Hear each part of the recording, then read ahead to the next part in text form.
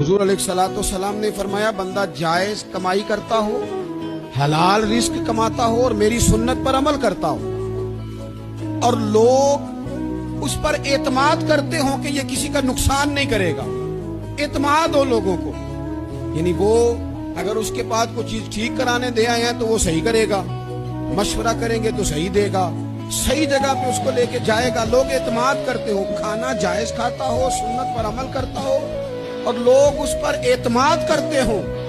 हुजूर फरमाते हैं, मर्द हो या औरत हो, रब उसे जन्नत अता करेगा।